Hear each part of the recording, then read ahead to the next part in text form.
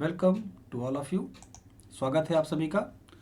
तो पिछले live PYQ paper discussion में हम लोगों ने 2007 का पेपर डिस्कस किया था और उसमें थ्योरेटिकल पोर्शन को छोड़कर जितने न्यूमेरिकल आए थे सारे हम लोगों ने लगाए थे।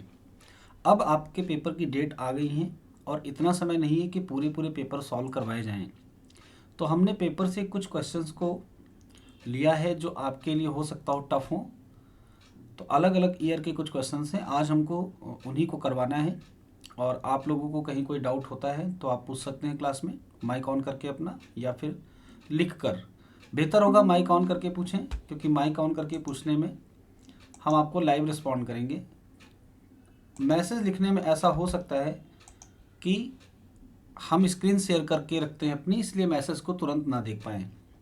तो बेहतर होगा कि आप लोग अपना माइक ऑन करके पूछेंगे। और इस सेशन के बाद एक सेशन हम और लेंगे जो मोस्ट प्रॉब्ली संडे के दिन हो, और उस दिन आपको हम पेपर नंबर 2 यानी डिस्क्रिप्टिव स्टैटिस्टिक्स या फिर स्टैटिस्टिकल मेथड जिसका नाम है उसका डिस्कशन करेंगे। उनमें आए हुए क्वेश्चंस को देखेंगे जो इम्पोर्टेंट होंगे और जो आपकी पहुंच से दूर हैं। तो चलिए, सबसे पहले 2013 के पेपर में आया हुआ एक क्वेश्चन है। कैसे इसको अटेम्प्ट करेंगे आप लोग पढ़िए, 2 मिनट का समय समझिए, फिर हम इसको बताते हैं। चलिए हम बताते हैं कैसे होगा ये। Captain of Indian team is reported to have observe the rule of calling head. भारतीय क्रिकेट टीम का कैप्टन जब भी टॉस होता है तो वो इस रूल को फॉलो करता है कि वो हमेशा हेड की डिमांड करेगा। जब भी टॉस होगा वो हमेशा कहेगा head. Every time the toss was made during the 5 matches, यानी 5 मैचों में जब जब टॉस हुआ इंडियन क्रिकेट टीम के कैप्टन ने हमेशा हेड कॉल की। आगे है आप the test series with the Australian team, Australia के साथ। What is the probability of his winning the toss in all the 5 matches. इस बात की प्रोबेबिलिटी क्या है कि वो सभी 5 मैचों में टॉस जीतेगा। तो सभी 5 मैचों में टॉस जीतने की प्रोबेबिलिटी को कैसे निकालेंगे। अब आपको थोड़ा सा डिटेल में जाना होगा। आपने इंटर में एक थ्योरम पढ़ रखी, बायनोमियल थ्योरम। इसको हम बायनोमियल थ्योरम से करते, लेकिन अभी चूंकि जब आप सेमेस्टर 1 बीएससी में हो तो बायनोमियल थ्योरम या फिर बायनोमियल डिस्ट्रीब्यूशन अभी आपने नहीं पढ़ा है। अकॉर्डिंग टू बीएससी में आपको डिस्ट्रीब्यूशंस पढ़ाए जाएंगे सेमेस्टर 2 में, प्रोबेबिलिटी डिस्ट्रीब्यूशन में। तो हम यहाँ पर ये रूल नहीं लगा सकते हैं कि प्रोबेबिलिटी डिस्ट्रीब्यूशन वाले रूल से इसको करें। उसमें कुछ नहीं था, बस एक फॉर्मूले में आपको वैल्यूज़ पुट करनी है, NCX p to the power x and 1 minus P to the power n minus X. इस फॉर्मूले में n इक्वल टू 5 यानी नंबर ऑफ मैचेस कितने हैं इनकी वैल्यू पुट करेंगे, और दूसरा x की वैल्यू, तो सभी 5 मैचों में उसे हेड कॉल की है इसलिए x की वैल्यू भी 5 पुट करेंगे। p की वैल्यू 1/2 यानी हेड के आने की प्रोबेबिलिटी, और करस्पॉन्डिंगली 1 माइनस पी की वैल्यू हो जाएगी 1/2। ये सारी वैल्यूज़ अगर हम यहाँ पर पुट करें तो हमारा आंसर यहाँ से निकल आएगा। तो आप क्रॉस चेक करने के लिए यहाँ पर p की वैल्यू 1/2 पुट करके आंसर निकाल लेना। हम आपको बताते हैं वो रूल जो आपने सेमेस्टर 1 प्रोबेबिलिटीज़ में पढ़े। सेमेस्टर 1 प्रोबेबिलिटी में आपने 2 रूल पढ़े होंगे, एक तो पढ़ा होगा एक्सक्लूसिव का केस और एक पढ़ा होगा इंडिपेंडेंट का केस। तो एक्सक्लूसिव के केस में क्या होता है, एक्सक्लूसिव के केस में हम इवेंट्स के यूनियन की प्रोबेबिलिटी को निकालते समय इनको ऐड कर देते हैं। अब एक्सक्लूसिव इवेंट्स क्या होती हैं इसके लिए लेक्चर यूट्यूब पे पड़े हुए, आप उनको देखिए, आपको आसानी से समझ में आ जाएगा। इंडिपेंडेंट के केस में प्रोबेबिलिटी के निकालते समय अगर इंटरसेक्शन है 2 इवेंट्स के बीच का तो हम इनके बीच की प्रोबेबिलिटीज़ को मल्टीप्लाई कर देते हैं। यूनियन का मतलब आप जानते हैं आइदर ए और बी, इंटरसेक्शन का मतलब होता है बोथ ए एंड बी, यानी ए भी हो और बी भी हो। तो इन रूल्स को फॉलो करते हुए कैसे हम इस क्वेश्चन को अटेम्प्ट करेंगे आइए देखते हैं।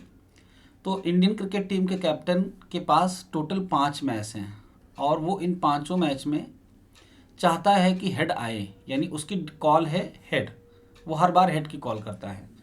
अब अगर कॉइन फेयर है, हमको कॉइन के बारे में कोई इन्फॉर्मेशन नहीं है इसलिए हम कॉइन को फेयर लेकर चलेंगे। फेयर मीन्स जिस पर हेड और टेल के आने की प्रोबेबिलिटी इक्वल हो।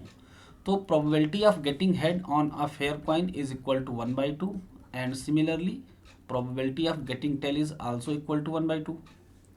हम इस रूल को फॉलो कर रहे हैं, फेयर कॉइन के रूल को। अब पहले मैच में हेड, दूसरे में हेड, तीसरे में हेड, तो अगर हम मैच को नाम दे दें, इसको M1 match number 1, M2, M3, M4 and M5, और हमें निकालना है पांचों में हेड आने की probability.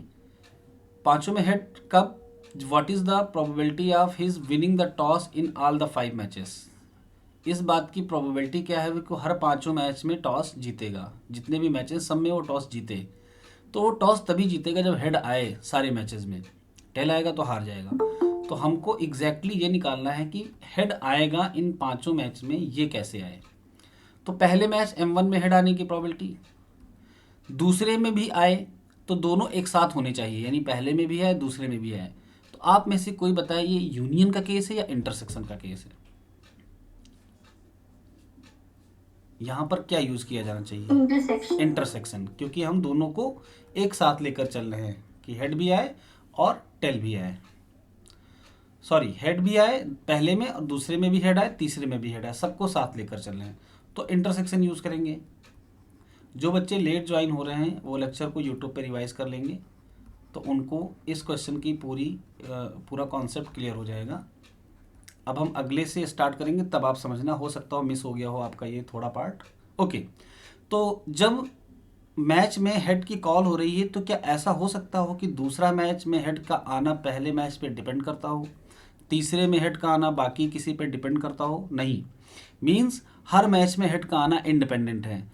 In case of independent the probability of intersection can be broke up into multiple product. तो हम प्रोडक्ट में ब्रेक कर लेंगे, यानी M1 मीन्स पहले मैच में हेड का आना, M2 मीन्स दूसरे मैच में हेड का आना, सिमिलरली लास्ट के लिए क्या हो जाएगा? M5। अब इंडिपेंडेंटली हर एक मैच में हेड आने की प्रोबेबिलिटी हम ऊपर लिख चुके हैं, 1/2, 1/2, 1/2। तो 5 मैचेस में अगर हम इनको मल्टीप्लाई करते हैं तो हमारा आंसर क्या होगा? 1/32। अब आप में से किसी को भी अगर इसके आंसर में कोई डाउट है तो बोल सकता है। अगर बाइनोमियल के रूल को आप फॉलो करोगे तो भी आंसर सेम आएगा।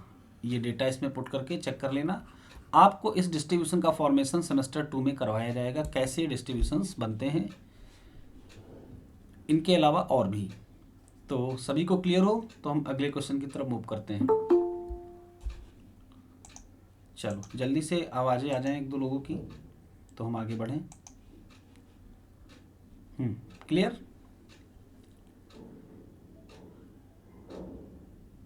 चलो हम नेक्स्ट क्वेश्चन की तरफ मूव करते हैं। अगला क्वेश्चन है, let A and B are disjoint event. अभी अभी हमने ऊपर बात की एक्सक्लूसिव की और इंडिपेंडेंट की। डिसजॉइंट इन दोनों में से एक है। आप में से कौन बताएगा डिसजॉइंट इवेंट का मतलब क्या है, इंडिपेंडेंट या एक्सक्लूसिव?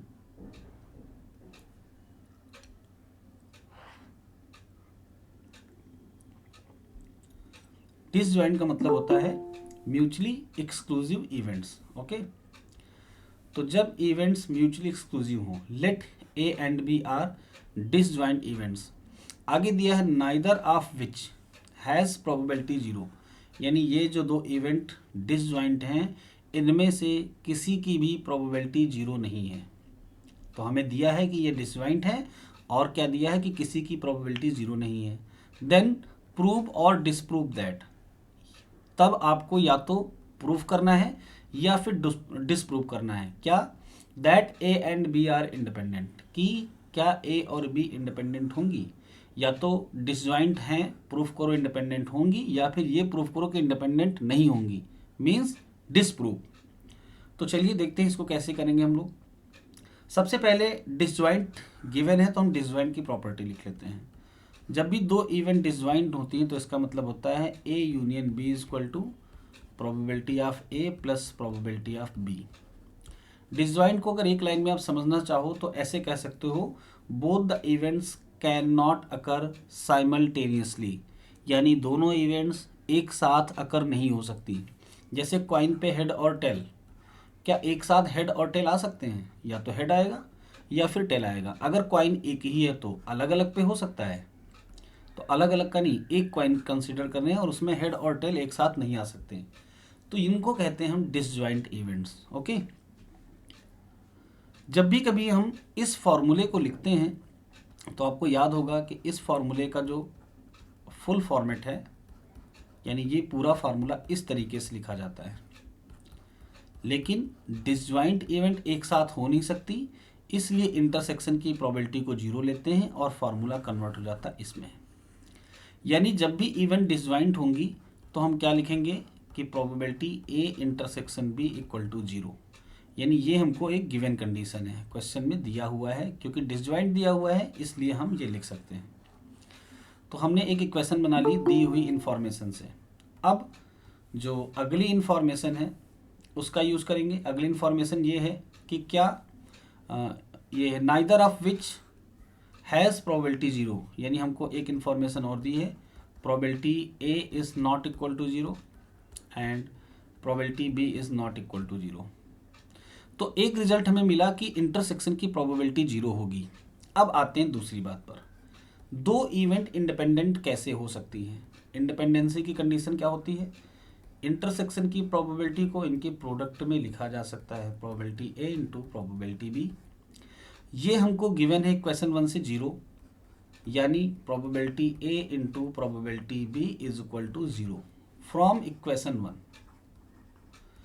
अब ए इंटू बी 0, किन्हीं भी दो प्रोबेबिलिटीज़ का प्रोडक्ट 0 कब हो सकता है, जब इनमें से कोई एक 0 हो या फिर दोनों 0 हो, और हमें साफ साफ दे रखा है neither of which has probability 0, यानी इनमें से किसी की भी प्रोबेबिलिटी 0 नहीं है। तो जब दोनों की प्रोबेबिलिटी 0 नहीं है तो क्या इनका प्रोडक्ट कभी 0 आ सकता है। इसका मतलब हम इसका कंक्लूजन क्या लिखेंगे, A and B are not independent, यानी डिसप्रूफ हो गया, नॉट इंडिपेंडेंट, या फिर लिख सकते हैं सीधे सीधे डिपेंडेंट। अब इसका रिवर्स भी आपके एग्जाम में पूछा जा सकता है। रिवर्स क्या पूछा जा सकता है, कंडीशन में ये दे दिया जाए और इसको कहा जाए प्रूफ और डिसप्रूफ सेम कंडीशन पे। कंडीशन मतलब neither of which has probability 0। तो ये वाला आप लोग ट्राई करना, जो चीज़ें अभी हमने बताई हैं बस इन्हीं का यूज़ होगा, और चेक करके देखना कि आप इसको कर पा रहे हो कि नहीं। ठीक है, चलिए आगे बढ़ते हैं नेक्स्ट क्वेश्चन की तरफ। तो अगला क्वेश्चन है तो छोटा, लेकिन अगर आपको पता नहीं तो आप इसे कर नहीं पाओगे। देखो थोड़ा सा समझो क्या कहा जा रहा है इसमें, और अगर किसी को कोई आइडिया आ रहा हो तो बोल सकता है जल्दी। तो x का प्रोबेबिलिटी डिस्ट्रीब्यूशन हमें दिया हुआ है और हमें y का प्रोबेबिलिटी डिस्ट्रीब्यूशन बताना है। यहाँ पर आपको प्रोबेबिलिटी में कोई चेंज ही नहीं करना है, सिर्फ आपको ये देखना है कि x की वैल्यू पुट करने पर y की वैल्यू क्या क्या होंगी। तो अगर हम x की वैल्यू 0 पुट कर दें तो y की वैल्यू क्या होगी, ये x की वैल्यू है और यहाँ पर हम y लिख लेते हैं, y है एक्स स्क्वायर प्लस 2x। तो जब x 0 होगा तो y भी 0 होगा। नेक्स्ट वैल्यू x की जरा 1 पुट करिए, तो इस इक्वेशन में x की जगह पे 1 पुट करो, वैल्यू आएगी 3। फिर नेक्स्ट वैल्यू 2, यहाँ 2 पुट करके देखो कितना आ जाएगा 8, और लास्ट वैल्यू है 3, तो 3 पुट करके देखते हैं क्या आ रहा है 15। यानी हमने corresponding to each x find out कर लिया y। अब प्रोबेबिलिटी में कोई चेंज नहीं, जो x की वैल्यू 0 की प्रोबेबिलिटी थी वही y की वैल्यू की प्रोबेबिलिटी होगी जब x पुट किया जाएगा 0। तो y का डिस्ट्रीब्यूशन क्या बनेगा, प्रोबेबिलिटी ऑफ y ये बन जाएगा 0.1, जो x 0 पर है। अब x इक्वल टू 1 की प्रोबेबिलिटी क्या है 0.3, ये किसके लिए हो गई, ये y इक्वल टू 3 के लिए हो गई। नेक्स्ट वाली प्रोबेबिलिटी 0.5 y इक्वल टू 8 की होगी, और लास्ट वाली प्रोबेबिलिटी 0.1 y इक्वल टू 15 की होगी। तो देखने में लग रहा है ना कि इस क्वेश्चन में कुछ नहीं था, लेकिन अगर नहीं पता है ये तो कैसे निकालोगे। इसमें बच्चे क्या करेंगे ना, प्रोबेबिलिटी कैलकुलेट करेंगे। प्रोबेबिलिटी कैलकुलेट ही नहीं करनी, यहाँ पर y की वैल्यू कैलकुलेट करनी है for each x, her x के लिए y की एक वैल्यू होगी। तो सभी को क्लियर हो गया ये वाला क्वेश्चन। Yes sir. चलो ठीक है, अब आते हैं नेक्स्ट वाले पे। ये वाला आप लोगों के लिए मोस्ट इम्पॉर्टेंट है। ये वाला जब तक आप लोगों की प्रैक्टिस नहीं होगी इसको कर पाना मुश्किल है। तो इसको आपको ध्यान से समझना है ना। एक बार क्वेश्चन को रीड करो और देखो आपको क्या समझ में आ रहा है, क्या डेटा दिया हुआ है और आपको क्या प्रूफ करना है। जो भी डेटा दिया है इनसे आप क्या क्या निकाल सकते हो, क्या क्या लिख सकते हो पहले से। देखो, अगर ये एक्सपेक्टेशन की थ्योरम होती तो एक्सपेक्टेशन में आपने पहले से पढ़ रखा है, इन case of independent random variable expectation को इस तरीके से लिखा जा सकता है। कंडीशन लगी होनी चाहिए इंडिपेंडेंसी की, लेकिन आपने ऐसी कोई भी थ्योरम वेरिएंस के लिए नहीं पढ़ी, तो इसका मतलब वेरिएंस के प्रूफ को हम ऐसे तो नहीं कर सकते। कैसे करेंगे? किसी न किसी का सहारा लेंगे। एक्स और वाई इंडिपेंडेंट दिया हुआ है, ये हमको गिवन है। तो जब एक्स और वाई इंडिपेंडेंट है तो हम एक्सपेक्टेशन वाली वैल्यूज तो लिख सकते हैं, लेकिन वेरिएंस को डायरेक्टली नहीं लिख सकते। तो इसको प्रूफ करने का एक ही तरीका है कि हम एलएचएस को लिखते हैं और उसको आरएचएस के बराबर प्रूफ करके दिखाते हैं। तो जो जो सपोर्टिव फॉर्मूले होंगे जिनकी ज़रूरत पड़ने वाली है वो सारे हम आपको साइड में बताते चलेंगे। किसी को कहीं कोई डाउट हो तो वो बोल सकता है। कुछ चीज़ें आपको पहले हम बता देते हैं। एक कंडीशन लिखी हुई है, इफ़ एंड ओनली इफ़, यानी ये प्रूफ तभी किया जा सकता है जब ये हो। तो इसको हम एज अ कंडीशन लेकर चलेंगे कि ये हमको गिवन है। तो वेरिएंस का फॉर्मूला क्या होता है? वेरिएंस का फॉर्मूला होता है expectation of X minus expectation X and whole of square. Similarly Y के लिए भी यही हो जाएगा। अगर एक्सपेक्टेशन एक्स की वैल्यू को 0 पुट कर दिया जाए तो वेरिएंस एक्स का फॉर्मूला क्या होगा? यहाँ पर 0 पुट कर दो तो ये केवल और केवल क्या बच रहा है? Expectation of x square. यानी in case of 0 mean variance of x becomes expectation of x square. इसको याद रखना है आपको, ठीक है। सिमिलरली वाई के लिए हो जाएगा। ओके, चलो आगे बढ़ते हैं। तो हम एलएचएस लेकर चलते हैं और इसको प्रूफ करने की कोशिश करते हैं। एलएचएस में हमें दिया है वेरिएंस एक्स एंड वाई। तो अभी हम एक्स वाई को अलग अलग ना मानकर एक कंबाइंड रैंडम वेरिएबल मानते हैं और कंबाइंड रैंडम वेरिएबल पे वेरिएंस की प्रॉपर्टी अप्लाई कर देते हैं, वेरिएंस का फार्मूला लगा देते हैं। तो क्या है वेरिएंस का फार्मूला? अभी अभी आपने पढ़ा expectation of X minus expectation X whole of square. ये तब जब हम एक्स का वेरिएंस लिख रहे थे। अभी हम किसका लिख रहे हैं? एक्स वाई का। तो हम यहाँ पर लिखेंगे expectation X Y minus expectation X Y and whole of square. तो यहाँ पर कुछ नहीं किया गया, बस वेरिएंस के फॉर्मूले को अप्लाई किया गया है, ठीक है। चलिए आगे बढ़ते हैं।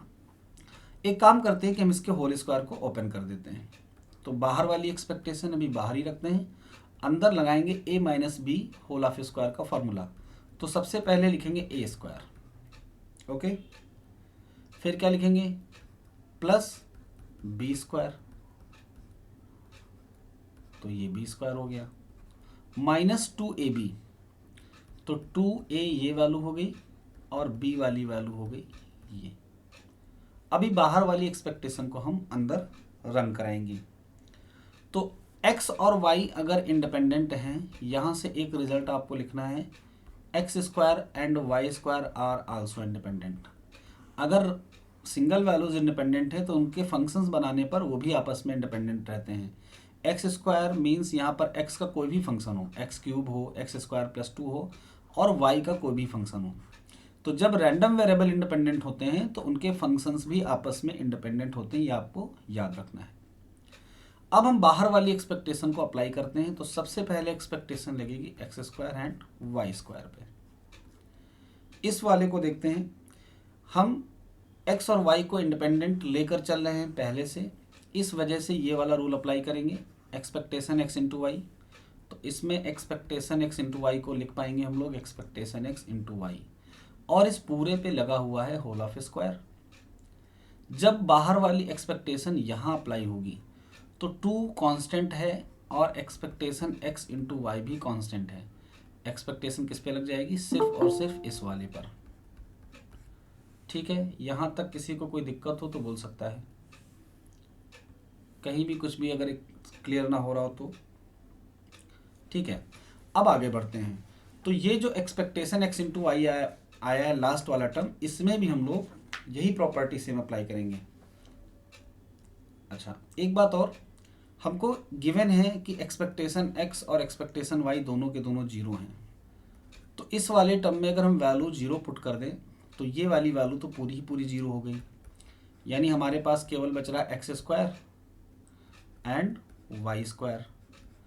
इसमें भी यही होने वाला है, क्योंकि expectation X into Y independent की प्रॉपर्टी से ब्रेक होगा और फिर वैल्यू 0 पुट करेंगे तो ये भी 0 हो जाएगा। अब x और y इंडिपेंडेंट हैं तो उनके फंक्शंस भी आपस में इंडिपेंडेंट होंगे। इंडिपेंडेंट फंक्शन पे एक्सपेक्टेशन अगर अप्लाई होती है तो दो अलग अलग पार्ट में ब्रेक हो जाती है। अच्छा, हमने एक्सपेक्टेशन x और y को 0 ले रखा है तो हम इसको इस तरीके से लिख सकते हैं क्या, एक्स स्क्वायर में x माइनस 0 करके स्क्वायर कर लेते हैं। सिमिलरली वाई स्क्वायर में y माइनस 0 स्क्वायर कर लेते हैं। अब 0 की जगह पे हम क्या पुट करेंगे, एक्सपेक्टेशन ऑफ x, क्योंकि ये तो हमें 0 दिया हुआ है। और सिमिलरली यहाँ भी एक्सपेक्टेशन ऑफ y पुट कर देंगे क्योंकि ये भी 0 है। अब ये किसके फॉर्मूले बन गए, variance of x into variance of y।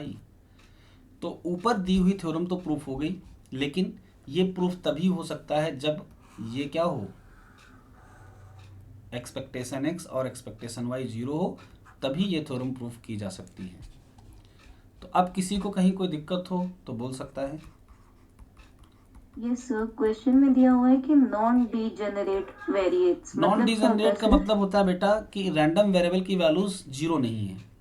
जब डीजेनरेट होता है तो इसका मतलब है x and y can assume 0 value also with any other values. जैसे हमने कहा आपसे कि x एक ऐसी वैल्यू है जो बताती है नंबर ऑफ फेलेवर। मान लो हमने कहा आप एक कॉइन को टॉस करिए जिसमें केवल हेड आए, और आप बताइए कि हेड को लाने के लिए आप कितनी बार फेल हुए। तो अगर आपका पहली बार में हेड आया तो आप कितनी बार फेल हुए, बोलिए। 0 टाइम। 0। दूसरी बार में हेड आया तो आप एक बार फेल हुए, यानी यहाँ पर x 0 एज्यूम कर रहा है। केस नंबर 2, हमने अब की बार कहा आप नंबर ऑफ फेलेवर की जगह नंबर ऑफ अटेम्प्ट काउंट करिए। हेड लाने के लिए आपने कितने अटेम्प्ट किए, तो अगर आपका पहली बार में हेड आया तो अटेम्प्ट कितने हुए, एक। 1 अटेम्प्ट। अगर 0 अटेम्प्ट लेंगे तो क्या हेड आएगा, हो ही नहीं सकता, नहीं। Impossible event. दूसरी बार में हेड आया, पहली बार में नहीं आया, तो अटेम्प्ट 2 हो गए। तो यहाँ पर x की वैल्यूज कैसी है, नॉन डीजेनरेट, ओके। और ऊपर वाले में कैसी हैं, डीजेनरेट है, यानी x 0 एज्यूम कर रहा है। तो यहाँ पर जो कंडीशन लगी थी वो इस बात को बताती है कि x और y 0 नहीं है, उनके अलावा कुछ भी, ओके। चलिए। यस सर, और एक और डाउट है कि अगर हाँ, हम इसको प्रूव करेंगे तो कई जगह पे जो लॉजिक लगा है उसको साइड में एक्सप्लेन करना पड़ेगा क्या? बिल्कुल करना पड़ेगा, ठीक है। आप साइड में एक्सप्लेन कर सकते हैं या पहले एक्सप्लेन करके उनको इक्वेशन बनाकर बाद में साइड में लिख देंगे using equation this, okay. Okay ये सर। आपके ऊपर डिपेंड करता है कि आप उसको राइट कैसे करते हैं, है ना। चलो आगे बढ़ते हैं। ये क्वेश्चन एग्जाम में आया हुआ है और इसको करते समय आपको दिक्कत कहाँ पे आएगी, पार्ट नंबर 3 में। तो हम इसको आपको करके दिखाते हैं। कितने लोग ऐसे हैं जिसको कर सकते हैं,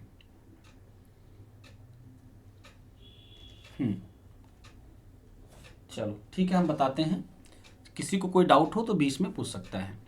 और क्लास को हेल्दी बनाइए, सभी लोग बोलिए तो अच्छा लगेगा, सभी लोग का पार्टिसिपेशन हो। जिसको कोई समस्या हो वो बोले भी, ताकि उसकी समस्या को दूर किया जा सके, क्योंकि इसका मकसद यही है कि आपके डाउट्स क्लियर हों और एग्ज़ाम में आप अच्छा परफॉर्मेंस दें। चलिए आगे बढ़ते हैं। तो हमें दिया हुआ है एक एक्स और वाई का पीडीएफ, ज्वाइंट पीडीएफ। वैल्यू है 2 माइनस एक्स माइनस वाई, और एक्स की और वाई की रेंज है 0 to 1। इसके अलावा अगर x की कोई और रेंज हो, y की कोई और रेंज हो, तो फंक्शन की वैल्यू क्या हो जाएगी, 0। फाइंड आउट करना है हमें एक्सपेक्टेशन x और y, फिर वेरिएंस x और वेरिएंस y, फिर फाइंड आउट करना कोवेरिएंस x y। तो चलिए स्टार्ट करते हैं। सबसे पहले हम क्या करेंगे, हमको x और y के एक्सपेक्टेशंस एंड वेरिएंस को निकालने के लिए क्या चाहिए, इनके मार्जिनल्स। मार्जिनल मीन्स x का अलग पीडीएफ और y का अलग पीडीएफ। तो केस कंटिन्यूअस का होते समय अलग फार्मूला लगता है, डिस्क्रीट का होता है तो अलग फार्मूला लगता है। तो आप लोग बताइए ये केस कंटिन्यूअस है या डिस्क्रीट है,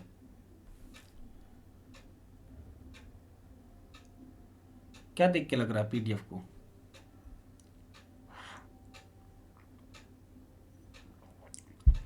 एक्स की वैल्यूज जब इंटीजर्स वैल्यू को अटेंड करती हैं तो डिस्क्रीट होता है।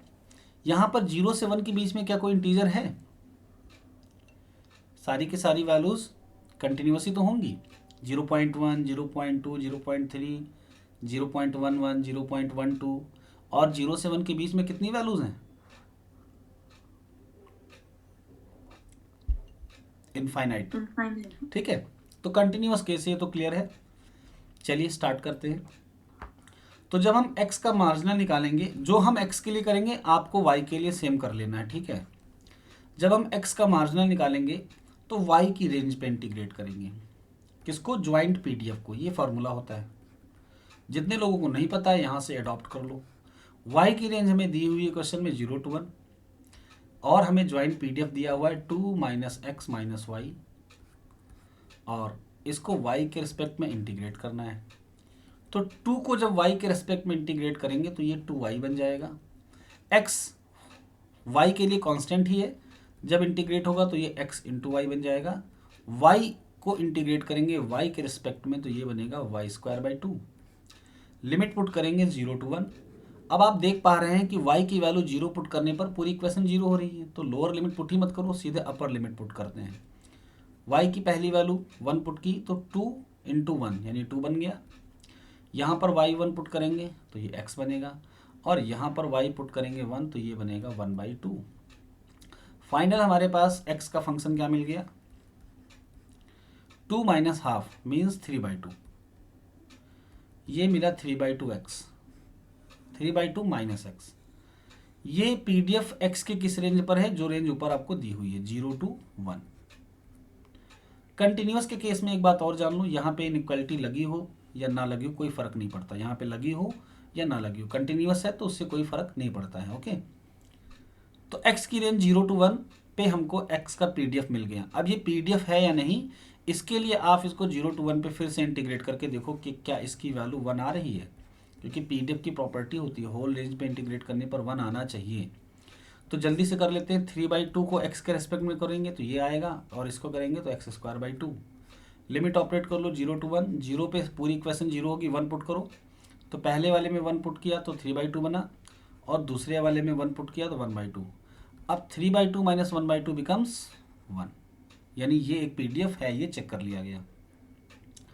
अगर आप इक्वेशन को देखो तो जैसी ये x के फॉर्मेट टर्म में है वैसी ही तो ये y के टर्म में है, यानी अगर हम y का पीडीएफ निकालेंगे तो ये भी बिल्कुल ऐसा ही आएगा, बस केवल क्या हो जाएगा, x को किससे रिप्लेस कर देंगे? y से, क्योंकि सेम ही इक्वेशन तो रहेगी, चाहे वो x के लिए लिखें चाहे वो y के लिए लिखें। तो एग्जाम में भी आप इसका ध्यान रखना और बहुत सारी कैलकुलेशन से आप बच सकते हैं। अब आते हैं एक्सपेक्टेशन ऑफ x पे। अब देखो x की एक्सपेक्टेशन y के बराबर ही रहेगी, क्योंकि पीडीएफ सेम है तो एक्सपेक्टेशन भी सेम रहेगी। एक्सपेक्टेशन का फॉर्मूला क्या होता है? Expectation of x = x(f(x) dx, यानी x की रेंज लेनी है 0 to 1 और x का पीडीएफ लेना है। क्या है पीडीएफ x का? 3/2 - x और dx। अब क्या करेंगे? इसको इंटीग्रेट करेंगे। तो जो पहला टर्म बन रहा है वो है 3/2x। 3/2x को अगर इंटीग्रेट करेंगे तो आएगा x²/2 और ये तो कांस्टेंट है। फिर अगला टर्म है -x²। x² को करेंगे तो रिजल्ट में हमें ये मिलेगा। लिमिट 0 to 1, 0 पुट नहीं करनी, 0 पे इक्वेशन 0 होगी, 1 पुट कर लेते हैं। तो 1 पुट करने पे रिजल्ट क्या आया? सब लोग करके बताओ जरा जल्दी से, 1 पुट कितना रिजल्ट आ रहा है? हाँ जल्दी से करिए, बताइए कितना आ रहा है result.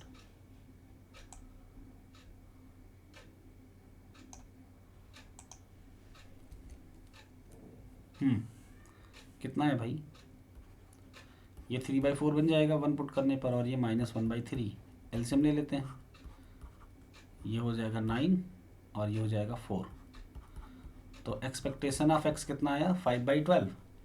Similarly expectation of y की वैल्यू भी 5/12 ही होगी। अब वेरिएंस ऑफ x निकालने के लिए हमको एक्सपेक्टेशन ऑफ x² चाहिए। कैसे निकालेंगे expectation of x²? Formula apply कर देते हैं। अब की बार x² की एक्सपेक्टेशन है तो जहाँ पर x था वहाँ पर x² आएगा। लिमिट 0 to 1 और fx की वैल्यू है 3/2 माइनस एक्स। जब इस एक्स स्क्वायर से मल्टीप्लाई करेंगे तो ये 3/2 एक्स स्क्वायर हो जाएगा और यहाँ पर एक्स क्यूब आएगा।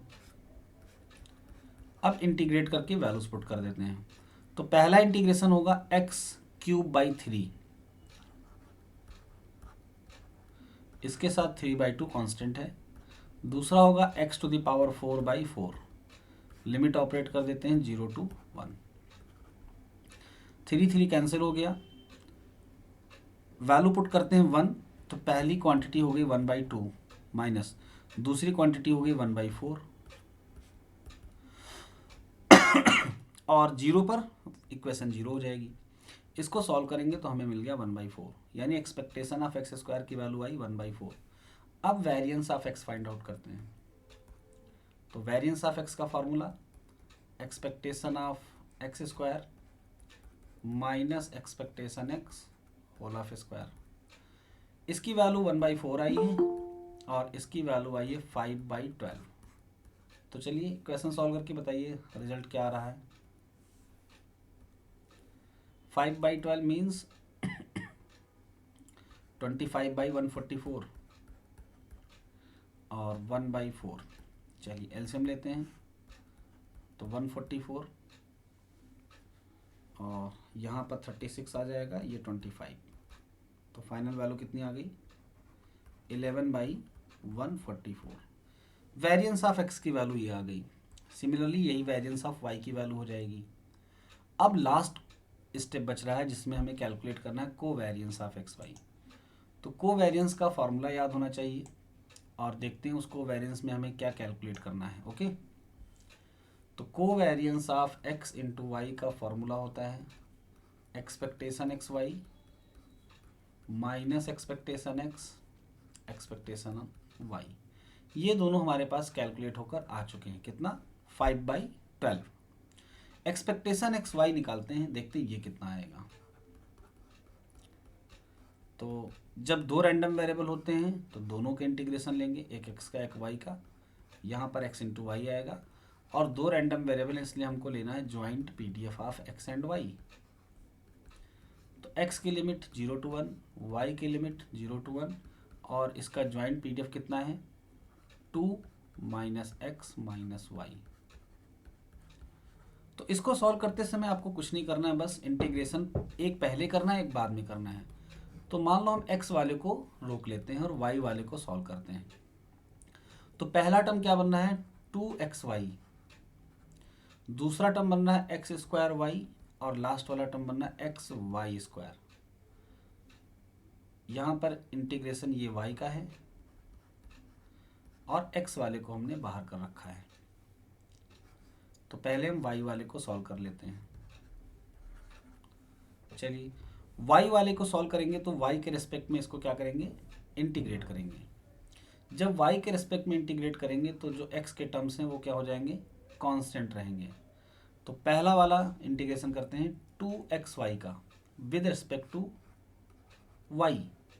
2x कांस्टेंट हो गया और y का इंटीग्रेशन आया y²/2, x square constant y²/2, x constant यहाँ पर आएगा y³/3। लिमिट ऑपरेट करेंगे y की 0 to 1।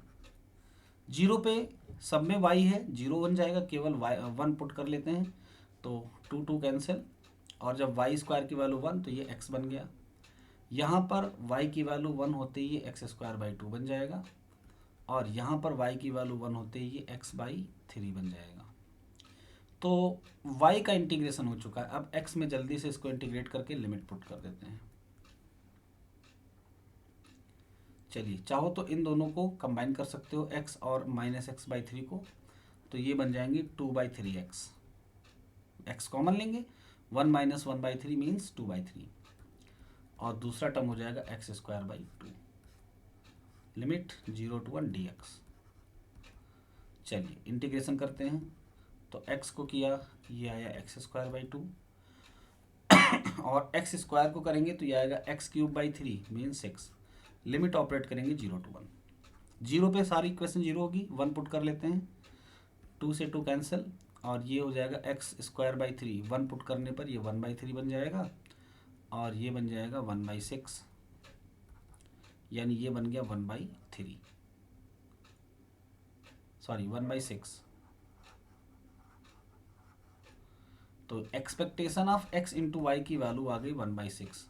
अब आते हैं कोवेरियंस पर। तो कैसे कोवेरियंस को हम लोग फाइंड आउट करेंगे? फॉर्मूला याद होना चाहिए, expectation X Y, expectation of x into expectation of y। इसकी वैल्यू 1/6 आई है, इसको हमने कैलकुलेट किया था तो 5/12 दोनों की वैल्यू आई थी। तो ये हो गया 25/144 और ये है 1/6। एलसीएम ले लेते हैं, तो ये 144 यहाँ पर आएगा, 6 2 ज़ा 12, 24 माइनस 25, तो वैल्यू आ गई -1/144। ये आ गया कोवेरियंस ऑफ एक्स वाई। तो ये क्वेश्चन देखने में थोड़ा सा बड़ा था लेकिन कठिन बिल्कुल भी नहीं था। अगर आपको सारे फॉर्मूले याद हैं, स्टेप्स याद हैं, तो आप आसानी से ऐसे क्वेश्चंस को कर सकते हैं और लॉन्ग में ऐसे क्वेश्चन मिलेंगे। चलिए हम अगले क्वेश्चन की तरफ मूव करते हैं जिनमें कुछ नया कॉन्सेप्ट सीखने को मिले हमें। तो अगला क्वेश्चन है state and proof Bayes theorem. ये है थ्योरेटिकल पार्ट, ये आपको तैयार करना है। हम इसका न्यूमेरिकल पार्ट करवा देते हैं। न्यूमेरिकल पार्ट में क्या है, suppose 5 men out of 100 and 25 women out of 10,000 are colour blind. Colour blind एक बीमारी होती है जिसमें इंसानों को रंग को पहचानने में दिक्कत होती है। खासकर ऐसे कुछ स्पेशल कलर होते हैं जिनको वो पहचान नहीं पाते हैं, जैसे कि रेड एंड ग्रीन। सबने लगभग इसको पढ़ रखा होगा, जानते होंगे आप कलर ब्लाइंडनेस के बारे में। तो मेन के बारे में कहा जा रहा है कि 5 men out of 100, यानी अगर कलर ब्लाइंड होने की हम प्रोबेबिलिटी निकालें किसकी, मैन की, कलर ब्लाइंड मैन, तो ये आएगा 5/100। क्यों? क्योंकि 100 में से 5 कलर ब्लाइंड्स हैं। दूसरा, अगर हम कलर ब्लाइंड होने की प्रोबेबिलिटी निकालें वुमेन की, तो वुमेन कलर ब्लाइंड होंगे, इसकी प्रोबेबिलिटी क्या होगी,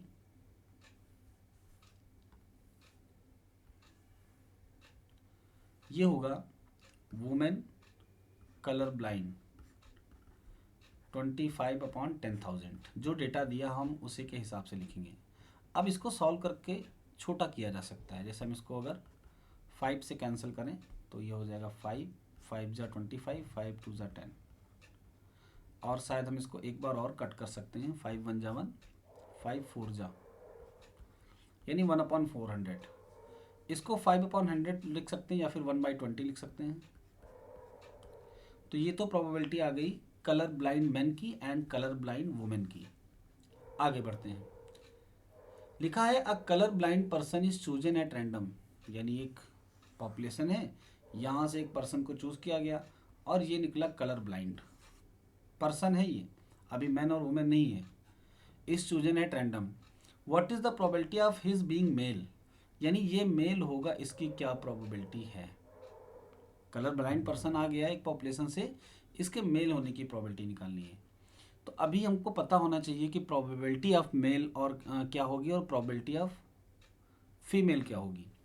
तो चलिए हम अपने इक्वेशंस को बेस थ्योरम के हिसाब से मॉडिफाई करेंगे। अगर आपको याद हो बेस थ्योरम का फार्मूला क्या होता है, probability of A k given B is equal to probability of B, sorry probability of A k into probability of B given A के,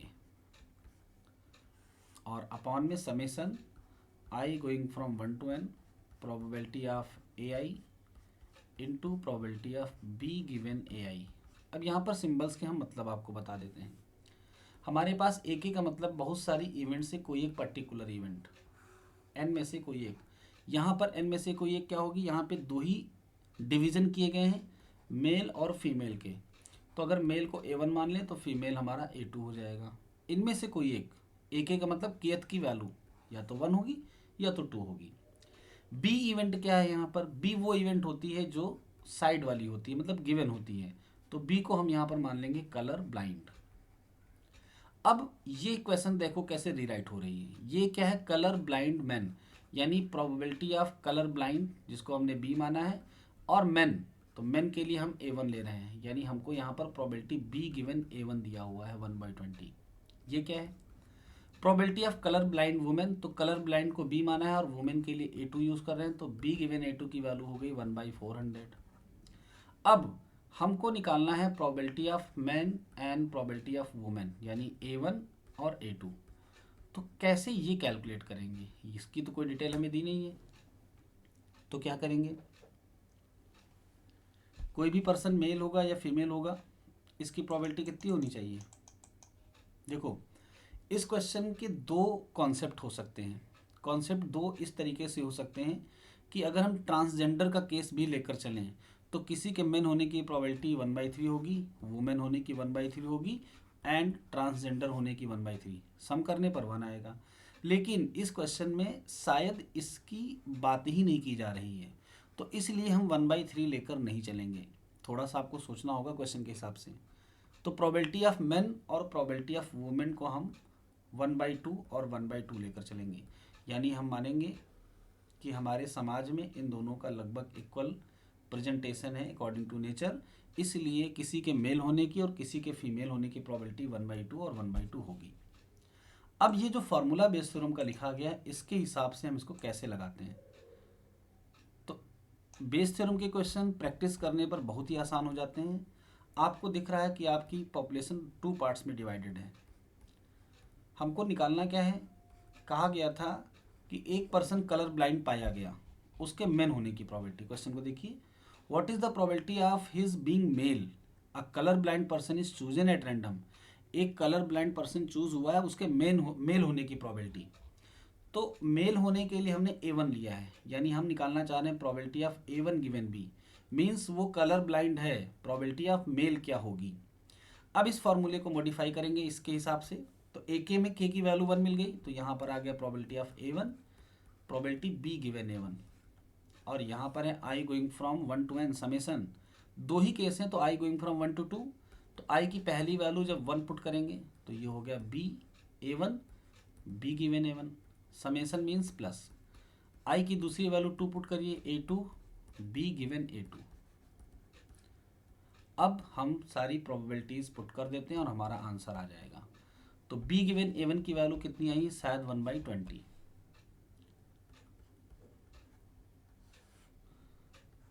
1/2 1/20 प्लस A2 की प्रोबेबिलिटी 1/2 है और B गिवन A2 कितना है 1/400, ये दिया हुआ 1/400। अब सिंपल कैलकुलेशन है, आप इसको सॉल्व कर लेना, आपकी बेस थ्योरम का ये क्वेश्चन हो जाएगा। जितने भी बेस थ्योरम के क्वेश्चन हैं उनको इसी तरीके से करना होगा, बस आप उनको देखिए और थोड़ा सा क्वेश्चन पे दिमाग लगाइए, इवेंट्स को डिटरमाइन करिए, फिर फॉर्मूला याद रखना है ये वाला हमेशा के लिए। इस फॉर्मूले को हमेशा याद रखो, बेस थ्योरम का सवाल लगाना है तो ये याद होना चाहिए। उसके बाद बस एक ही चीज़ बचती है कि इवेंट्स कौन सी कैसे हम पहचानें, तो उसके लिए आपको प्रैक्टिस करनी है। चलिए आगे बढ़ते हैं। नेक्स्ट क्वेश्चन है, ज्वाइंट PDF x और y का दिया हुआ है f(x, y) = 2, और अब की बार एक खास बात है कि जो लिमिट है, एक तो 0 to 1 है, लेकिन दूसरी जो है वो पहले पे डिपेंड कर रही है, यानी x पे डिपेंड कर रही है। निकालना है find the PDF of y, marginal of y। तो अगर हम सिंपली y के मार्जिनल को निकालें तो फॉर्मूला क्या होता है, x की रेंज पर ज्वाइंट PDF को इंटीग्रेट करना विद रिस्पेक्ट टू x।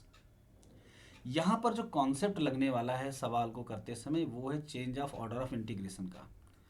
तो हम आपको change of order of integration के कॉन्सेप्ट को समझाते हैं। होगा क्या, हम आपको करके दिखाएंगे, पहले जो आप सोच रहे हैं उससे करके दिखाएंगे, फिर जो हम कॉन्सेप्ट बताएंगे उससे करके देखना आंसर किससे आ रहा है।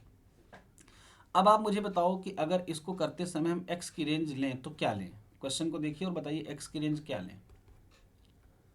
यहाँ हमारे पास 2 है, x की रेंज क्या ले लें बताओ जल्दी से।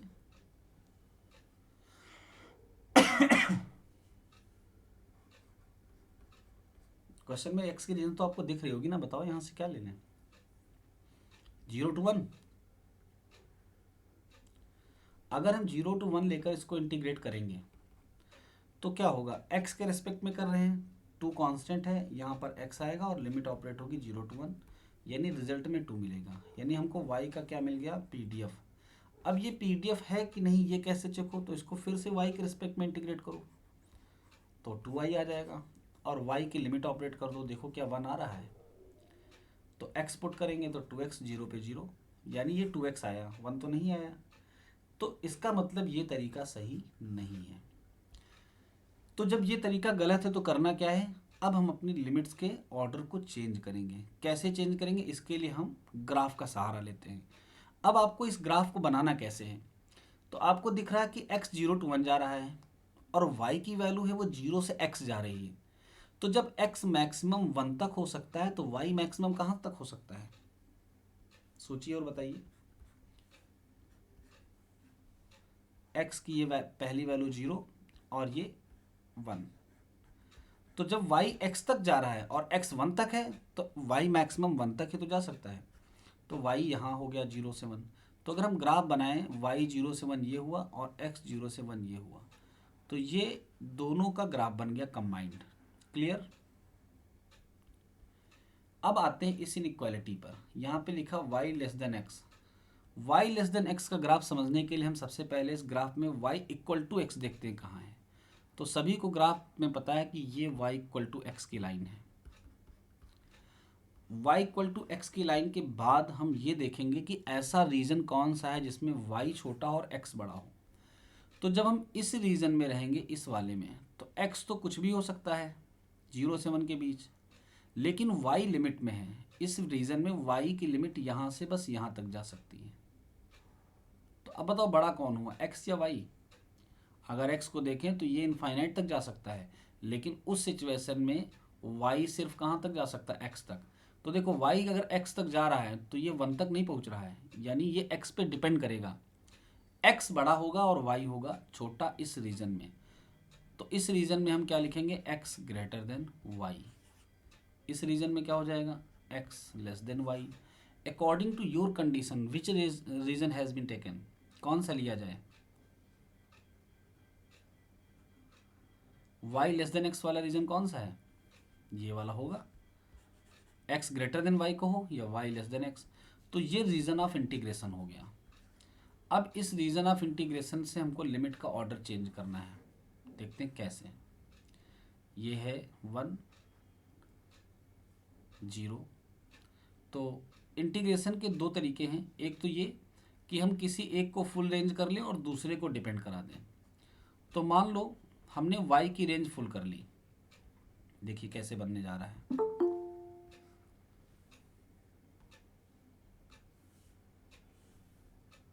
एक तो लिमिट हमको यहाँ दी हुई है, जो दी हुई है हम उसको लिख लेते हैं। दी हुई लिमिट है कि x की वैल्यू 0 से 1 होगी और y की वैल्यू क्या होगी, y की वैल्यू 0 से कहाँ तक, x तक। तो इसमें आपको दिख रहा है कि y है x पे डिपेंड कर रहा है। अगर इसका फिगर बनाएं तो x 0 से 1 कहाँ से होगा, यहाँ से यहाँ तक, ये x 0 से 1 हो गया, और y है 0 से x, यानी यहाँ से स्टार्ट होगा और कहाँ तक जा रहा है, x तक, ये हो गया y। इसी को चेंज करते हैं। अब की बार हम x 0 to 1 नहीं लेंगे, बल्कि y को 0 to 1 ले लेंगे, यानी ये वाली लिमिट ले लेंगे। तो हमने ले लिया y की वैल्यू कहाँ से स्टार्ट हो रही है, 0 से 1 तक। अब x की लिमिट कहाँ से कहाँ तक होगी, तो जब एक को फुल लिया तो दूसरे को डिपेंड कराओ, ये x की लिमिट होगी। तो x की लिमिट कहाँ से स्टार्ट हो रही है, x इक्वल टू वाई से x इक्वल टू 1 तक। तो ये होगी x इक्वल टू वाई से लेकर x इक्वल टू 1 तक। अब फिर से मार्जिनल ऑफ y कैलकुलेट करते हैं दूसरी लिमिट को लेकर। तो जब y का मार्जिनल लेंगे तो अब की बार हम y के मार्जिनल को निकालते समय किस पे इंटीग्रेट करेंगे, विद रेस्पेक्ट टू x की लिमिट और x के रेस्पेक्ट में। तो अब x की लिमिट हमको क्या लेनी है, यहाँ से y टू 1। तो y टू 1 लिमिट ले ली, fxy की वैल्यू 2 है। चलिए इंटीग्रेट करके देखते हैं। तो जब इंटीग्रेट करेंगे 2 कांस्टेंट है, x के रेस्पेक्ट में इंटीग्रेशन x होगा और लिमिट ऑपरेट करेंगे y टू 1, और अब ये बन गया 1 माइनस y, ये बन गया fy।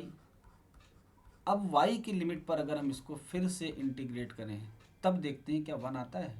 तो चलिए इसको करिए y की लिमिट पे इंटीग्रेट, 2 माइनस 2y इंटीग्रेट होगा तो क्या हो जाएगा, 2 की जगह पे 2y आएगा और इसका हो जाएगा Y square by 2, 2 cancel. Limit operate करिए 0 to 1, तो 0 पे 0 हो रहा, 1 पुट कर लेते हैं, 2 - 1 = 1। देखिए बन गया PDF। यानी आपका जो फाइनल आंसर है वो कौन सा है, ये y का मार्जिनल। तो अगर पहली वाली दी हुई लिमिट से निकालते तो आंसर गलत होता। Concept change of order of integration का यहाँ लगता है और तब हम इसके फाइनल आंसर तक पहुँचते हैं। एक क्वेश्चन और है जो आपको इसी फॉर्मेट का दिया हुआ है। देखिए यहाँ पर भी लिमिट डिपेंड कर रही है। तो अब आपको रीजन ऑफ इंटीग्रेशन पहचानना है, कैलकुलेट क्या करना, फाइंड द मार्जिनल PDFs, किसी एक का नहीं दोनों का निकालना है। तो जब आप x का मार्जिनल निकालेंगे, y की कौन सी लिमिट लेंगे जो x पे डिपेंड करेगी, और जब आप दूसरा वाला निकालेंगे यानी y का मार्जिनल कैलकुलेट करेंगे तो x की कौन सी लिमिट लेंगे जो y पे डिपेंड करेगी। तो अभी इस फिगर को देखते हुए आप दोनों लिमिट यहीं से कैलकुलेट कर सकते हो। कैसे, y की वो लिमिट बताइए जो x पे डिपेंड कर रही है। तो y की लिमिट x टू इन्फिनिटी हो जाएगी, y = x to y = infinity. जब y का मार्जिनल निकालेंगे तो x की क्या लिमिट लेंगे, तो x की लिमिट है 0 टू y, यानी x started from 0 and the last point is y। तो यहाँ से हम आंसर कैलकुलेट कर सकते हैं। ये वाला आप लोगों का होमवर्क है। अगर आपको लग रहा हो कि ये कठिन है आपके लिए तो आप बताइए, मैं आपको एक कैलकुलेट करके दिखा देता हूँ जल्दी से। हाँ आएगा तो बताएंगे, बोलिए। चलो, तो इसका मतलब सब लोग कर लोगे। हम आगे बढ़ते हैं नेक्स्ट क्वेश्चन की तरफ। ना बताने का एक ही रीज़न है कि इसके जैसा हम एक और बता चुके हैं पहले ही। तो अब आप लोग इसको ट्राई करना और आंसर को चेक करने के लिए वही करना है। बाद में इंटीग्रेट करके जरूर देखना 1 आ रहा है या नहीं। नेक्स्ट क्वेश्चन एग्ज़ाम में आया हुआ है। हमने यहाँ पर सन नहीं मेंशन किए हैं कि कौन सा किस ईयर में आया है, वो आप लोग पेपर से देख लेना। बट ये वो क्वेश्चन हैं जो आपसे अटेम्प्ट ना होते, इस वजह से हमने इनको ढूंढ कर करवाने के लिए सोचा है। चलिए, ये क्वेश्चन क्या है, अ box contain A white balls and B black ball. तो चलो हम एक बॉक्स बना लेते हैं। इसमें A वाइट बॉल है और B ब्लैक बॉल है। इसको ध्यान से समझना ही मोस्ट इम्पॉर्टेंट है। इसको बिना बताए आप कर नहीं पाएंगे। आगे देखिए क्या है, of which C balls are drawn, यानी इसमें से सी बॉल निकाली जा रही है। तो हम सी की रेंज को लिख सकते हैं, या तो सी की वैल्यू 0 से ज़्यादा होगी या फिर A+B तक होगी। क्या जितनी बॉल है उससे ज़्यादा निकाली जा सकती है कभी भी? ऐसा हो सकता है क्या? ठीक है, आगे बढ़ते हैं। आगे क्या कहा जा रहा है, find the expected value of the number of white balls drawn, यानी वाइट बॉल के आने की एक्सपेक्टेशन आपको बतानी है। देखिए BSc के लेवल से वैसे तो ये क्वेश्चन थोड़ा सा टफ है, लेकिन इतना भी नहीं कि आप इसको कर ना पाएँ। एक्सपेक्टेशन कैसे निकलेगी हमें भी आपको सारा समझाते हैं, ठीक है।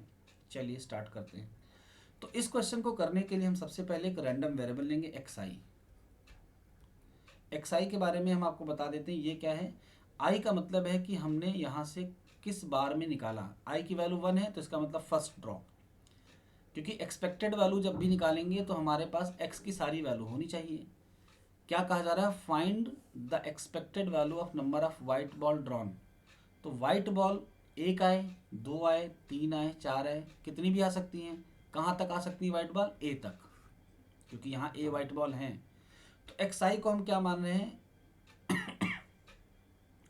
xi एक रैंडम वेरिएबल है जो ith ड्रॉ से एसोसिएटेड है, यानी पहली बार में, दूसरी बार में, तीसरी बार में। डिफाइन इसको कैसे कर रहे हैं, xi की वैल्यू 1 होगी अगर वो निकली हुई बॉल वाइट है, क्योंकि जब हम यहाँ से बॉल निकालेंगे तो वाइट भी आ सकती है और ब्लैक भी आ सकती है। तो एक रैंडम वेरिएबल xi की वैल्यू 1 है अगर ith बॉल क्या निकले, वाइट, और इसकी वैल्यू को हम 0 ले लेंगे अगर ith बॉल क्या निकले, ब्लैक।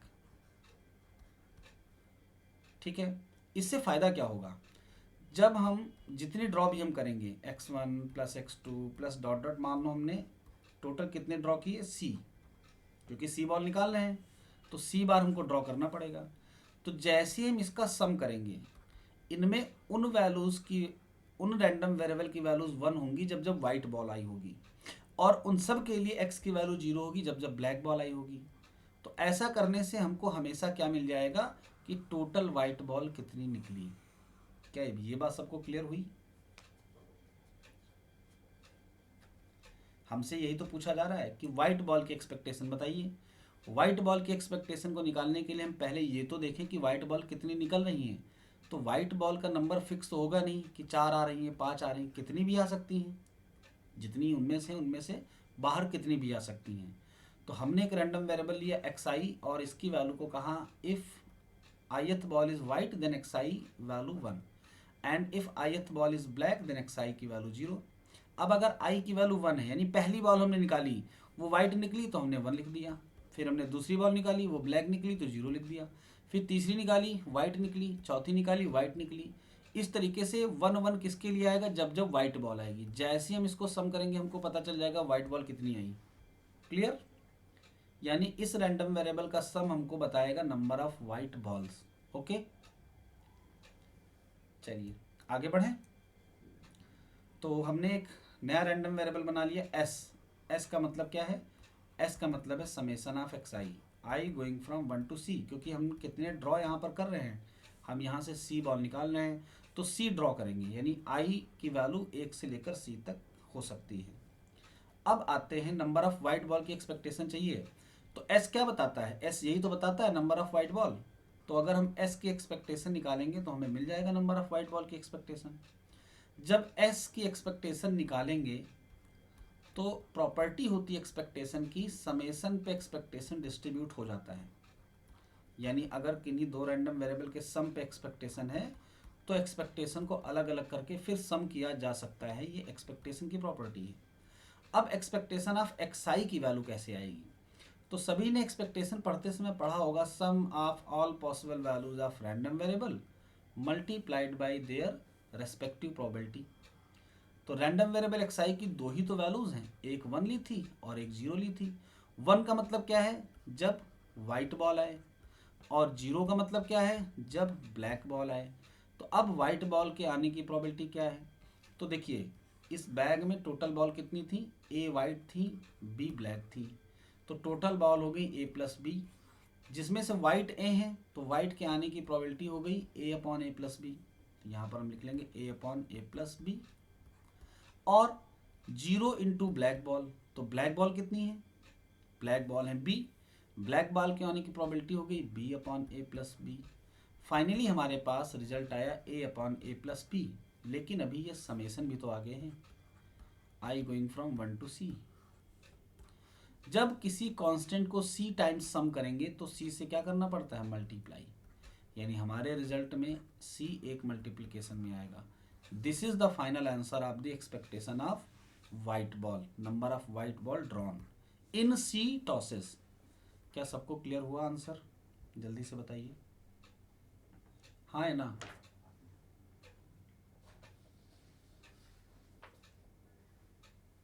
यस सर, क्लियर हो गया। चलो ठीक है, तो जो लोग नहीं बोल रहे हैं हम मान के चलते हैं उनको भी क्लियर है। नेक्स्ट क्वेश्चन की तरफ आते हैं।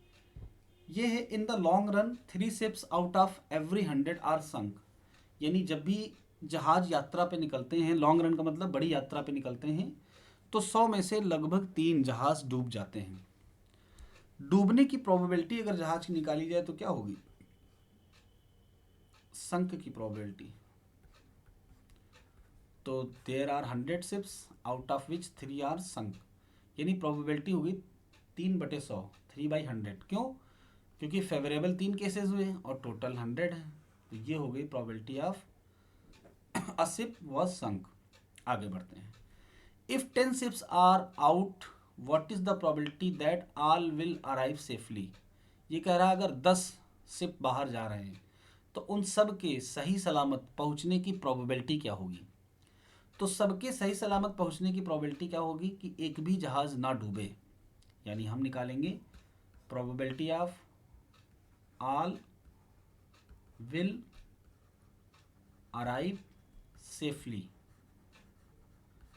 इसको हम लोग ऐसे लिख सकते हैं 1 minus probability of no ship was sunk. दोनों तरीकों से निकाला जा सकता है। ऑल विल अराइव सेफली को देखो डायरेक्टली कैसे निकाल सकते हैं। सबसे पहले हम ये निकालेंगे कि एक जहाज के सेफली पहुंचने की क्या प्रोबेबिलिटी है। तो अगर किसी के डूबने की प्रोबेबिलिटी 3/100 है तो नॉट संक की प्रोबेबिलिटी क्या होगी? रिवर्स है उसका। रिवर्स होने के केस में क्या करते हैं, कॉम्प्लीमेंट्री इवेंट्स हैं, आपने सबने पढ़ रखा है। Probability of A plus probability of A complement is equal to 1। तो अगर ए का मतलब है डूबना तो ए कॉम्प्लीमेंट का मतलब ना डूबना। ओके, कैलकुलेट कर लेंगे। ये आया 97/100, ये हो गया 0.97। तो ये तो किसी एक शिप की हुई। जब 10 हमारे पास शिप हैं तो क्या करेंगे, तो probability of all will arrive safely. तो सारे जहाज डूबते समय क्या एक दूसरे पर डिपेंड हैं या इंडिपेंडेंट, ये आप सोचकर बताइए। किसी एक का डूबना क्या दूसरे पर डिपेंड है या इंडिपेंडेंट है? डूबने के लिए ये सारे इंडिपेंडेंट हैं। ऐसा नहीं कि एक डूब रहा तो सब डूब जाएंगे, तभी तो डिपेंडेंसी आएगी। एक डूब रहा तो वो डूबेगा, बाकी 9 अलग हो जाएंगे, यानी उनका उनसे कोई कनेक्शन नहीं, मीन्स इंडिपेंडेंट। तो जब इंडिपेंडेंट हैं तो 10 जहाज के लिए हम 10 बार सेम प्रोबेबिलिटी को मल्टीप्लाई करेंगे। Probability of not sunk for ship 1, not sunk for ship 2 dot dot, last वाला है 10वें नंबर का जहाज। सॉरी, इनको प्लस नहीं मल्टीप्लाई करेंगे, क्योंकि इंडिपेंडेंट के केस में हम क्या करते हैं, मल्टीप्लाई करते हैं। तो नॉट संक की प्रोबेबिलिटी 0.97 और 10 टाइम्स मल्टीप्लाई करने का मतलब इसकी पावर हो गई 10। इसकी वैल्यू को आप कैलकुलेट कर लेंगे, ये आंसर। आप एग्ज़ाम में ये वैल्यू कैसे कैलकुलेट करेंगे आप, तो आपके पास कैलकुलेटर ना होने के केस में आप सीधे इसी को आंसर लिख सकते हो। ओके, यहाँ भी इंडिपेंडेंसी का कॉन्सेप्ट आया है। चलिए आगे बढ़ते हैं। आज का ये लास्ट क्वेश्चन है और इसके जैसा एक हम आपको और होमवर्क में देंगे। ये मोस्ट इंपॉर्टेंट है। क्या किसी ने अब तक ऐसे किसी क्वेश्चन को किया है? Obtain the MGF of this. एक आपको एमजीएफ निकालना है जबकि आपको आरएथ मोमेंट दे रखा है। क्या है rth moment? Mu R dash की वैल्यू है factorial R into 2 to the power are.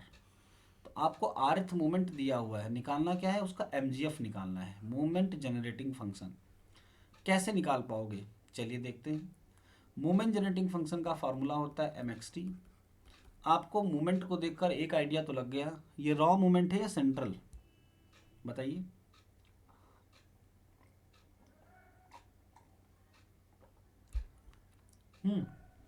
कोई बताए रॉ है या सेंट्रल? डैश वाले मोमेंट्स रॉ मोमेंट होते हैं। डैश वाले का फॉर्मूला होता है expectation of X to the power R, और जिन पे डैश नहीं लगा होता वो सेंट्रल मोमेंट होते हैं। और ऐसी सिचुएशन में हम इनको इस तरीके से डिफाइन करते हैं आरएथ मोमेंट को। ये सब आपको पहले से पता है। mxt का फॉर्मूला होता है expectation of e to the power dx। Raw moment है तो हमने रॉ मोमेंट के mgf को अप्लाई किया। अगर सेंट्रल मोमेंट होता तो क्या करते हैं, तो हम यहाँ से x बार को सब्ट्रैक्ट करते हैं और फॉर्मूले को भी ऐसे ही लिखते हैं, t x माइनस एक्स बार। ये सेंट्रल mgf का फॉर्मूला होता। ओके, आगे बढ़ते हैं। यहाँ आर नहीं होगा, सिंपल ऐसे ही रहेगा। तो चलिए mxt में हमने रॉ मोमेंट था तो वो वाला फॉर्मूला लिख लिया। अब इसको कैसे डिफाइन करेंगे जल्दी से देखते हैं। तो expectation of e to the power tx को हम लिख सकते हैं e की पावर x के फॉर्मूले से। क्या होता है formula, 1 plus x square by factorial 2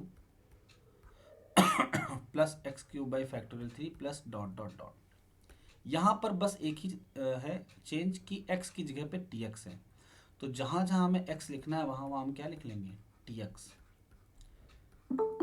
T square X square upon factorial 2, यहाँ फैक्टोरियल 1 होगा, plus T cube X cube upon factorial 3, और आर एथ के लिए क्या लिखेंगे, T to the power R X to the power R upon factorial R plus dot dot dot, क्योंकि हमें अभी फिक्स नहीं है कि कहाँ तक जाना है।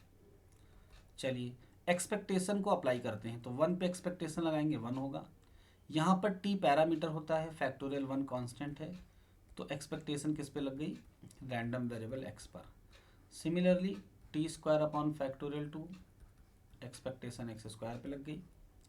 और आते हैं इस वाले टर्म पे, तो T to the power R upon factorial R constant expectation apply होगी x to the power r पर प्लस डॉट डॉट डॉट।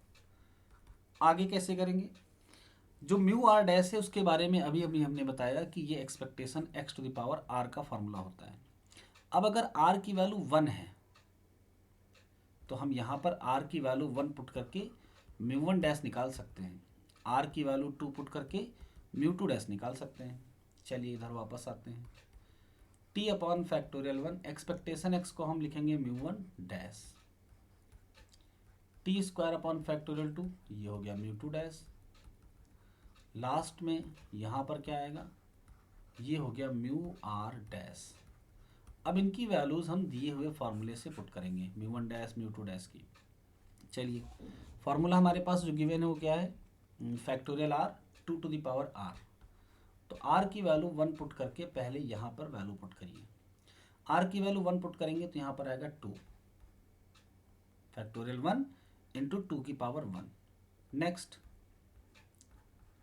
यहाँ पर आएगा factorial 2 into 2 to the power 2। अगर तीसरा टर्म भी लिखते हम तो आता फैक्टोरियल आर की जगह पे 3 एंड 2 टू द पावर 3। आरथ पे आते हैं, यहाँ पर क्या आएगा, यहाँ पर आएगा factorial R 2 to the power R plus dot dot dot. चलिए आगे देखते हैं। अब आपको दिख रहा होगा ये बन गया 1 plus 2t, factorial two cancel, ये बन गया 2 स्क्वायर टी स्क्वायर, सीधे सीधे हम इसको 2t स्क्वायर लिख सकते हैं होल स्क्वायर। फैक्टोरियल 3 कैंसिल, ये बन गया 2t whole power 3 plus dot dot dot 2t whole power r plus infinite series. तो इनफाइनाइट सीरीज के सम का फार्मूला अप्लाई करेंगे, लेकिन इस फार्मूले को अप्लाई करने की कंडीशन होती है कि जो भी कॉमन रेशियो होता है वो क्या क्या होना चाहिए, उसका मॉड लेस देन 1 होना चाहिए। तो अगर ये 2t मॉड लेस देन 1 है तो हम इस फार्मूले को अप्लाई कर लेंगे। तो इसको सपोज करके फार्मूला अप्लाई करिए। इनफाइनाइट सीरीज के सम का फार्मूला होता है a अपॉन 1 माइनस आर, जहाँ पर a का मतलब फर्स्ट टर्म और r का मतलब कॉमन रेशियो। ये आ गया 1 माइनस 2t पावर माइनस 1। किसका फार्मूला आ गया, mxt का, जो आपको कैलकुलेट करना था। तो आपने rth मोमेंट से क्या कैलकुलेट कर लिया, मोमेंट जनरेटिंग फंक्शन। हो गया। एक क्वेश्चन आपको होमवर्क में दे रहे हैं कि अगर आपको rth मोमेंट की वैल्यू ये दी होती, factorial r plus 1 2 to the power r, तो आप कैसे कैलकुलेट करते मोमेंट जनरेटिंग फंक्शन। ये आपका आज का होमवर्क है, इसको घर पे करिएगा। तो आज की क्लास में हम यहीं तक रखते हैं। अगर किसी के मन में कोई सवाल है, कोई क्वेश्चन है तो पूछ सकता है जल्दी से, जिसके मन में जो भी हो। जल्दी जल्दी। चलो, तो आपके लिए अगली एक क्लास और होगी जो स्टैटिस्टिकल मेथड वाले पेपर पे होगी, उनमें आए हुए इंपॉर्टेंट क्वेश्चंस के लिए होगी। और अगली क्लास मोस्ट प्रॉब्ली संडे को हो या उसके पहले भी हो सकती है, हम अनाउंस कर देंगे। तो आप सभी लोग चैनल को सब्सक्राइब करिए और देखते रहिए। जो प्रीवियस लेक्चर हमने डाल रखे हैं पहले से बहुत सारे, उनको देखिए और फ़ायदा उठाइए। Thank you. जय हिंद।